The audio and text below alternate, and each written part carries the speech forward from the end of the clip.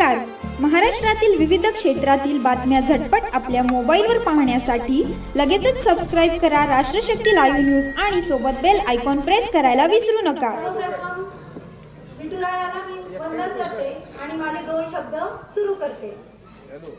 आपल्या महाराष्ट्र राज्याचे माजी उपमुख्यमंत्री विजयदादाश्री यांना वंदन करते. आपल्या सर्वांचे लाडके धैर्यशील भैया खासदार साहेब यांना वंदन करते आणि आपल्या सर्वांचे लाडके आमदार साहेब अभिजित आबा यांना वंदन करते. उपस्थित सर्व बंधू भगिनींनो, ज्येष्ठ नागरिकांना माझा नमस्कार. मी सौ पल्लवी सूर्यकांत पाटील. मला कालच राष्ट्रवादी काँग्रेस पक्ष महिला अध्यक्षपदी माझी नियुक्ती झालेली आहे आणि त्याबद्दल मी राष्ट्रवादी काँग्रेस पक्षाची खूप खूप आभारी आहे. सर्वप्रथम सर्व उमेदवारांना मी खूप खूप शुभेच्छा देते की सर्वांनी विजयी व्हावं ही माझी खूप इच्छा आहे आणि आपल्या पक्षाची पण खूप इच्छा आहे.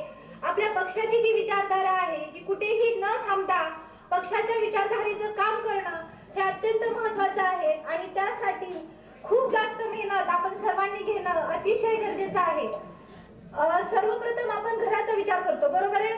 त्यानंतर आपण आपल्या गावाचा विचार करतो, त्यानंतर आपण आपल्या तालुक्याचा विचार करतो, त्यानंतर आपण आपल्या जिल्ह्याचा विचार करतो, त्यानंतर आपण आपल्या राज्याचा विचार करतो आणि त्यानंतर आपण आपल्या देशाचा विचार करतो.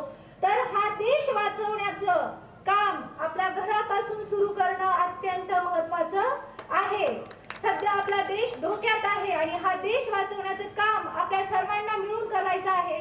हे सर्व काम आपण आदरणीय विजयदादा यांच्या विचारसरणीवरती आपण करत आहोत, सगळ्यांच्या आशीर्वादाने करत आहोत आणि हे काम आपण निश्चितपणे प्रत्येकाने आपल्या आपल्या खांद्यावर जर घेतलं तर विजय हा आपला निश्चित आहे आणि आपण विजयी झाल्याशिवाय राहणार नाही आणि तोपर्यंत आपण थांबायचं नाही जोपर्यंत आपण विजयी पदावरती सगळेजण एकत्र येऊन विजयाचा जयघोष करत नाही आणि विजयाची पताका लहरत नाही. एवढे दोन शब्द बोलून मी माझे दोन बोल संपवते.